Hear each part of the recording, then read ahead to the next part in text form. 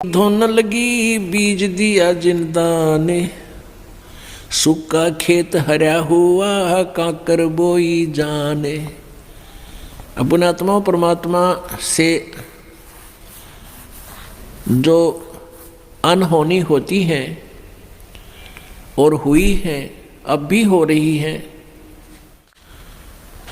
ये उन्हीं को होती है जो सत भक्ति करते हैं, परम संत की शरण में रहते हैं और सच्ची लगन से साधना करते हैं। और पूर्ण परमात्मा कबीर देव ही सबकी जैसी कोई भक्ति साधना कर रहा है उसकी लाज वही रखता है। गीता जी अध्याय नंबर 15 के श्लोक नंबर 16-17 में बताया है कि क्षरपुरुष और अक्षर पुरुष ये दो प्रकार के प्रभु हैं, ये नाशवान हैं दोनों के दोनों, और इनके अक्षेत्र में, इनके राज लोक में जितने भी प्राणी हैं वो भी नाशवान हैं, जीव आत्मा सबकी अमर है। फिर 17वें श्लोक में बताया है 15वें अध्याय के गीता जी में कि उत्तम पुरुष तु अन्य परमात्मा इति उदाहरते, यह लोक तरम आविश्य विभर्ति अवैश्वर है। वो श्रेष्ठ परमात्मा वास्तव में भगवान जो है वो तो इन दोनों से और है, सरपुरुष और अक्षर पुरुष है, और वही तीनों लोकों में प्रवेश करके सबका धारण पोषण करता है, यानी उसी से सब कुछ होता है, वही सब कुछ है। जैसे पौधे को, पेड़ को जड़ से, मूल से आहार प्राप्त होता है, उसमें जो भी फिर आगे विकास हो रहा है वो आहार से ही हो रहा है। भाई इतना ही समझना काफ़ी है बुद्धिमान के लिए। तो कबीर परमेश्वर से ही सबको पावर शक्ति जैसी कोई साधना किसी प्रकार की कर रहा है, उस परमेश्वर से ही उसका वो शक्ति मिल रही है और वो उसी प्रकार की प्रोग्रेस उसकी हो रही है। तो धन्ना भक्त ये किसान था, जाट जाति में था, राजस्थान के अंदर। ये बहुत ही श्रद्धालु भक्त था, परमात्मा में इतनी आस्था थी, दया, बहुत दया थी, धार्मिकता उनके अंदर बहुत ज़्यादा थी। उसकी धर्मपत्नी बहुत ही नास्तिक टाइप थी, वो भगत जी को काफ़ी बाधा पैदा करती थी भक्ति मार्ग में। फिर भी भक्त अपनी श्रद्धा और स्वभाव से कभी विचलित नहीं होता था, क्योंकि राजस्थान के अंदर बहुत पहले की बातें हैं, 400 वर्ष पहले, तो वर्षा हो जाती थी तो अन्न होता था, ज्वार बाजरे बोआ करते थे, अन्यथा बहुत ही भूखमरी होती थी, गरीबी बहुत थी, निर्धनता बहुत थी। एक बार वर्षा हुई और धन्ना भगत की बीज बोने के लिए, ज्वार बोने के लिए चल पड़ा। रास्ते में 4 संत भगत आगे, और भगत को देख करके भगत प्रणाम करते हैं, गदगद होते हैं, बैल खड़े कर लिए, वो जो ऊँट था वो खड़ा कर लिया और हाथ जोड़ कर प्रणाम किया, नमस्कार हो संतों को, राम राम कही और कुशल मंगल पूछा भगत ने। तो उन भक्तों ने बताया कि कुशल काहे की है भगत, 4 दिन हो गए रोटी नहीं खा ली, 3-4 दिन हो गए कोई अन्न नहीं मिला, हम ऐसे तीर्थ यात्रा पर जा रहे हैं। अब धन्ना भगत जी ने सोचा 4 दिन हो गए रोटी नहीं खाई, ये मरेंगे, निढाल हो रहे हैं बिल्कुल। कहा ले ये ज्वार खा लो। ज्वार थी, बीज बोन गया था, वह ज्वार रखती, भूखे मरे थे, मार गए गले, फटाफट खा गए सारी ने। अब भगत ने सोचा ज्वार तो खा ली भगतों ने, और बीज ना बोया तो पड़ोसी लोग जाके घर में बताएंगे, पड़ोसी किसान, कि आपके खेत में बीज क्यों नहीं बीजा तुमने, और फिर मेरी पत्नी है वो मेरा सिर खावेगी, लड़ाई करेगी। उसने कंकर उठा ली, कहीं से कंकर इकट्ठी कर ली खेतों से, और वो डाल ली थैले में, और जैसे और किसान बीज बीजे थे ऐसे डाला सारे का और उसके ऊपर का हल चला के आ गया।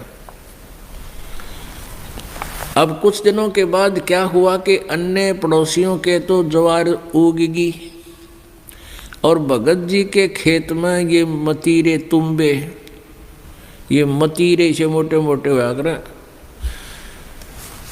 ये तुम्बे उग गए, जो सीताफल जितने बड़े बड़े हुआ कर तुम्बे। अब एक पड़ोसन ने जाके उसकी पत्नी से कहा, धन्ना भगत की पत्नी से, उससे पूछा कि तुमने ज्वार नहीं बीजी थी क्या? धन्ना भगत की पत्नी ने कहा, क्या मतलब? कि आपके खेत में तो वो तुम्बे मतीरे अपने आप उग गए हैं, वो तो आप उग गया करें, वहाँ बोने नहीं पड़ते राजस्थान के एक क्षेत्र में। कहने लगे आपने कुछ बीजे नहीं रखा, उसमें तो निरा कुबाड़ जाम गया, वो तुम्बे पैदा हो गए, इतने पड़े हैं बिना गिनती के, इसे मोटे मोटे। अब उसने सोचा कि भगत मार गया डंडी दिखे। धन्ना भगत की पत्नी ने सोचा भगत जी कर गया गड़बड़ और इसने बीज भी कितने दान में दिया होगा। अब उसने सोची एक बार खेत देख कर आऊँ, पाछे मगज मारूंगी इसके लिए। अब वो खेत में अपने पति से कहने लगी कि खेत में जाके आऊँ, मैं ज्वार देख कर आऊँ। भगत जी बोलिया है को नहीं। भगत जी को तो पता था वहाँ क्या मिलेगा, अपना चुप बैठा।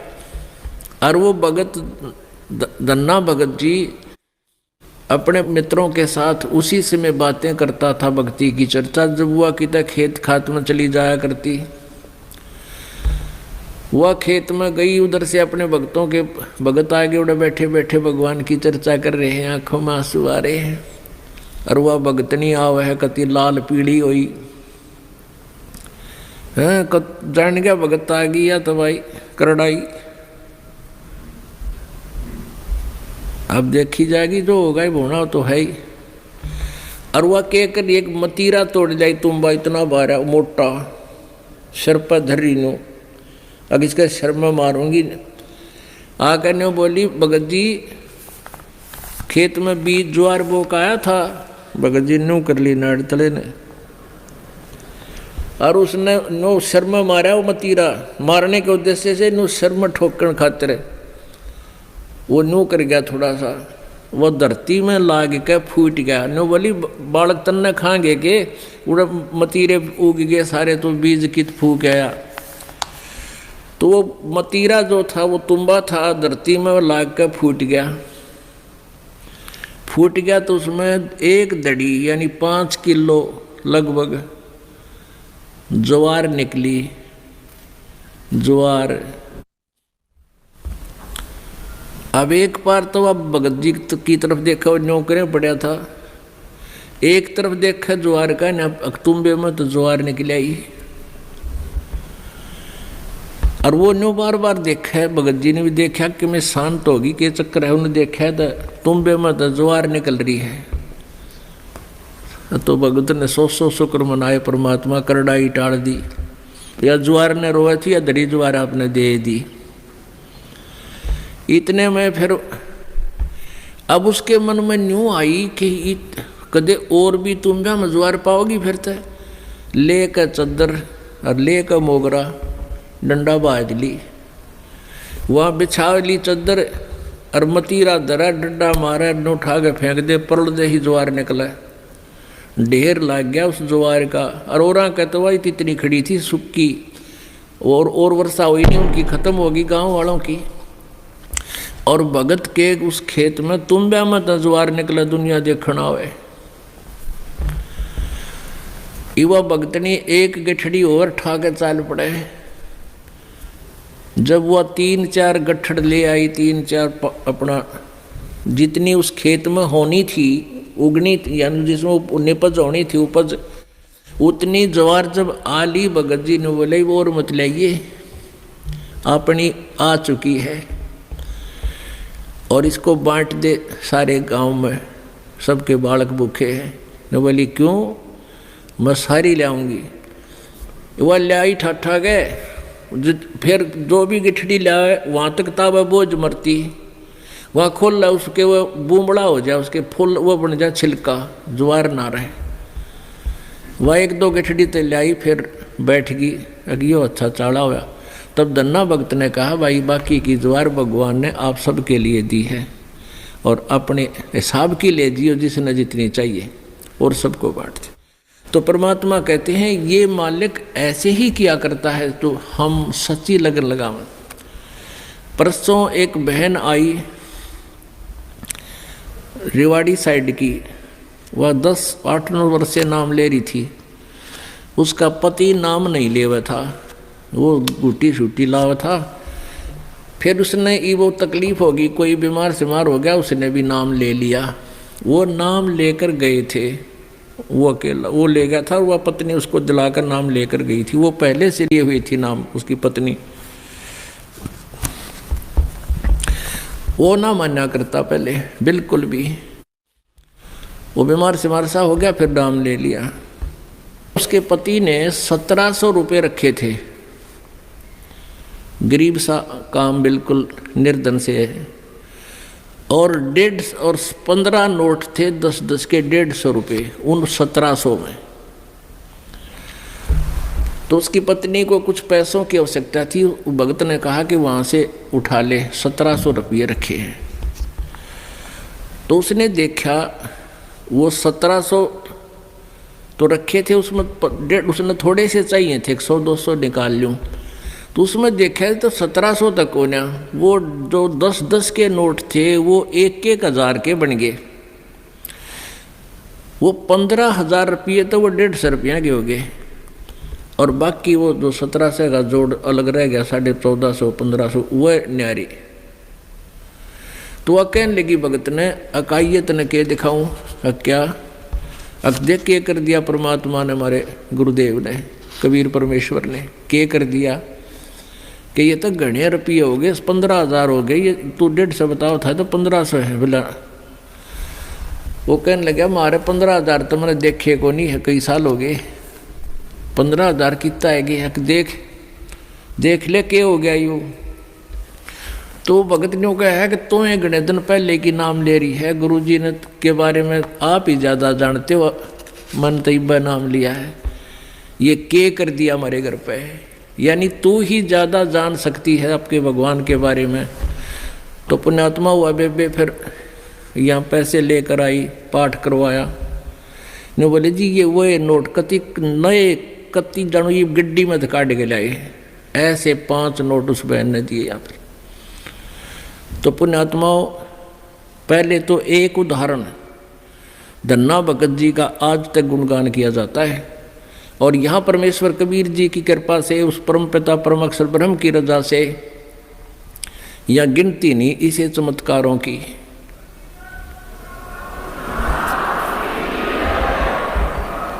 सत साहिब। तो पुण्यात्माओं, ये वो परम शक्ति है और आपकी वो परम भक्ति है जिससे ये इसे काम तक आप होया करें।